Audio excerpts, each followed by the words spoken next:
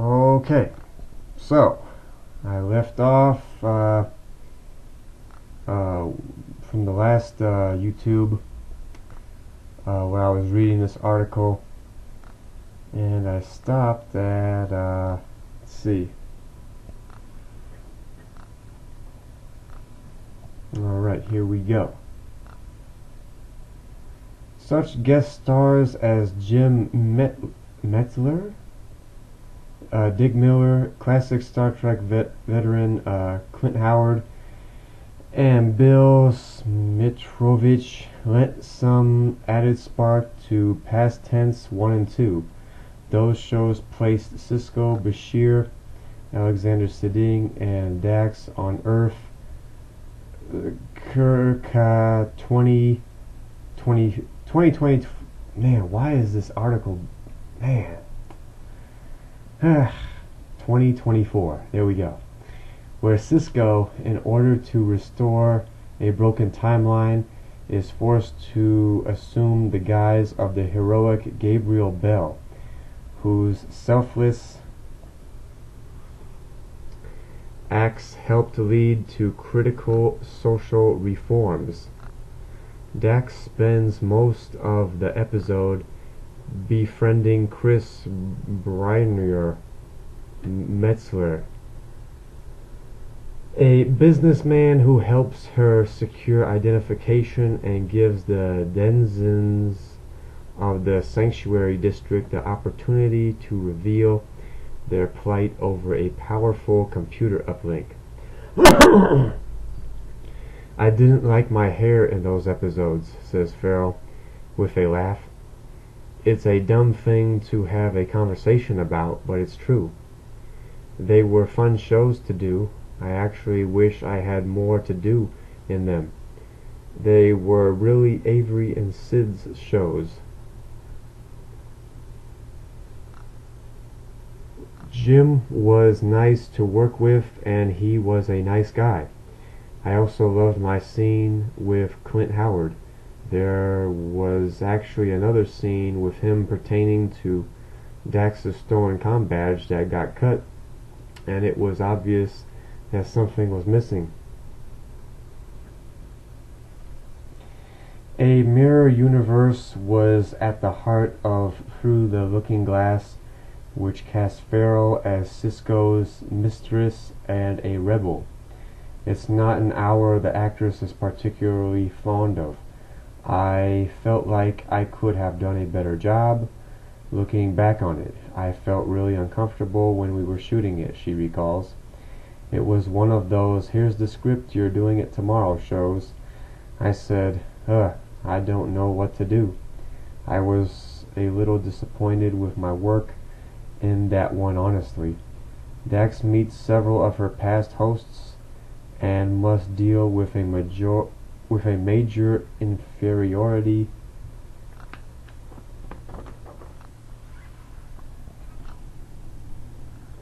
complex in facets, the last Dax-heavy entry of the third season. The episode called for Dax's crewmates to temporarily be inhabited by the memories of her former hosts. Odo, Rene Agenois, goes so far as to morph into a combination of himself and Curzon Dax, which becomes a potentially major dilemma where Curzon elects to remain in Odo's body. Ultimately, after Curzon reveals that he loves Jadzia, he agrees to return to Dax's body. I wished I was one of the other actors because they got to have all the fun playing the different characters. It was great for me to read the script because it revealed so much about Dax, and it was exciting to play the scenes with every one. Excuse me. But I was just reacting to them. So she argues, if you really look at the episode, I don't have much to do, except watch the others. It was okay, actually. I was a part of the audience there. Rene, I thought, was great as a Trill. He really was. Having him play Curzon was absolutely magnificent. I loved working with him in those scenes. He just blew my mind. During the hiatus between seasons 3 and 4, Farrell spent much of the time with family and friends at her California beach house. She also shot live-action footage for the recently released interactive CD-ROM game Treasure Quest, a mystery in which Farrell plays 10 different roles. So tough is the game that the very first winner will receive $1 million. The actress was still filming pickup shots and looping her dialogue for the CD-ROM when production revved up again on Star Trek Deep Space Nine. Season 4 kicked off with The Way of the Warrior, the 2-hour opener that introduced Worf, Michael Dorn, the beloved Klingon of Star Trek The Next Generation fame, to the Star Trek Deep Space Nine fold. Farrell is quite pleased with the addition of Dorn to the cast and Worf to the crew. I'm so glad that Michael's here because I think his character offers not just a revival of The Next Generation, but also a different kind of curmudgeon than we have with Odo. Worf doesn't mince words and he isn't sarcastic, she maintains. He's very direct. I think that's an asset. If he doesn't agree with something, he tells you he doesn't agree.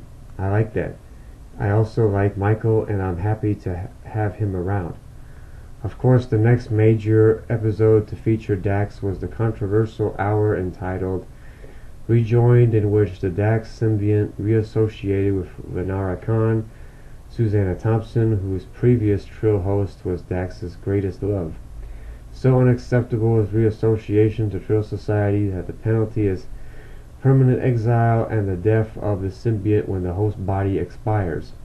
Though Dax is willing to put everything on the line to pursue a relationship, Renara won't take the risk, once again making Dax a loser in that crazy game of love.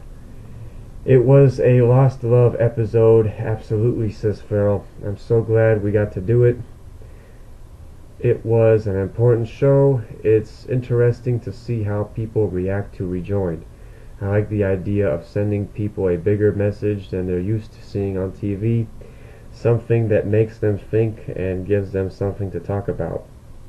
I think the show is so appropriate for Dax, more appropriate than for any other character on television.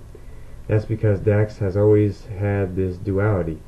She has been a man and a woman several times. Any entity that has that duality is going to have some controversy surrounding it, even though the story is not about a gay relationship.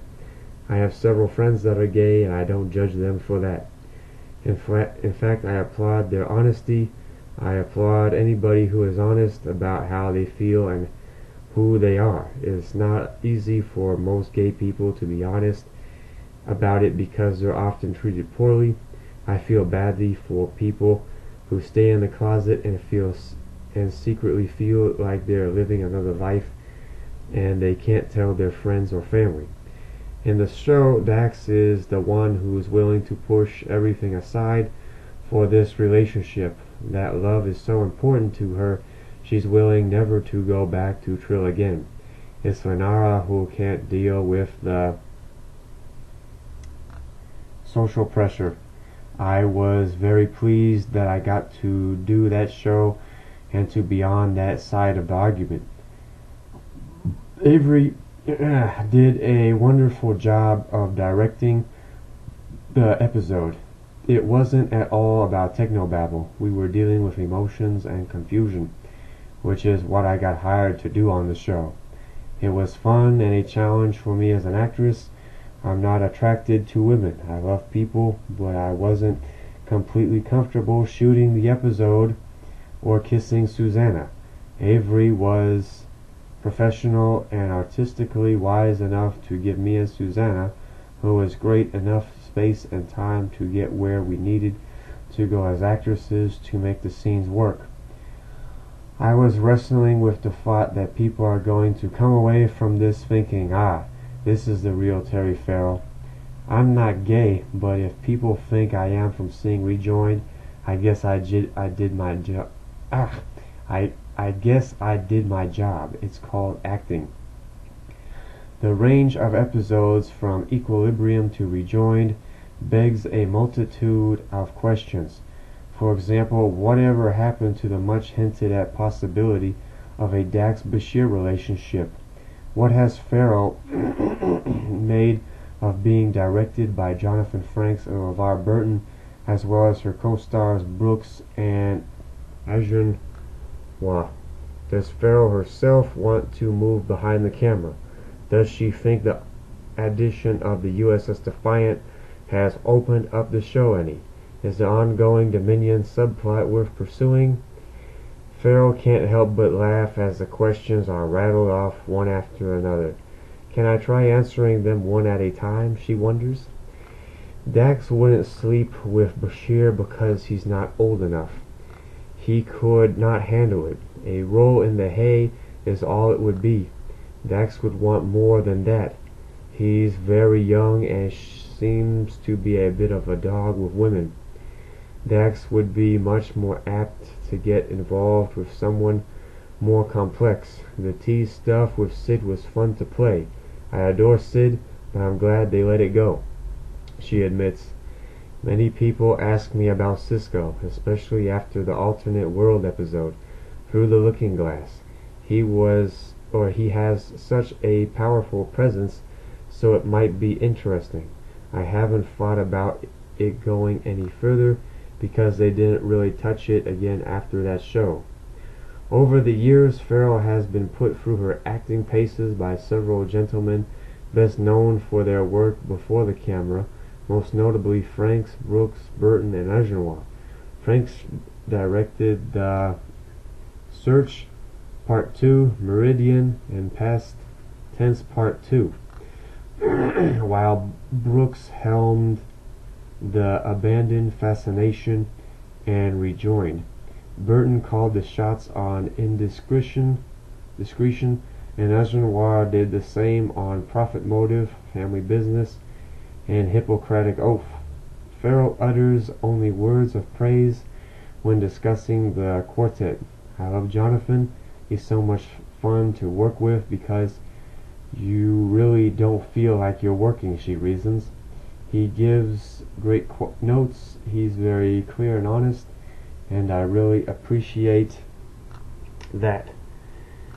When you go to work and do the best you can, you don't want someone pussyfooting around with you.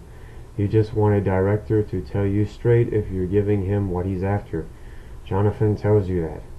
Avery has a real passion for the craft of acting, and you can't help but get caught up in it, especially when he directs. I think he really did a great job with Rejoined. I still feel I'm not the best actress I can be yet, and he gave me some of his passion.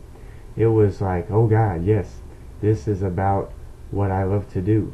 It's funny, I hardly worked with LeVar and Renee because I was barely in their episodes. I like LeVar and I hope to do more with him. I must say that it's really nice to be on the set with Renee when Renee is directing, because it's really the only time I see him out of his makeup. He seems really comfortable as a director. He knows exactly what he wants, and he always looks like he's enjoying what he's doing. Alright, so this is another pretty long article, so I'll be back.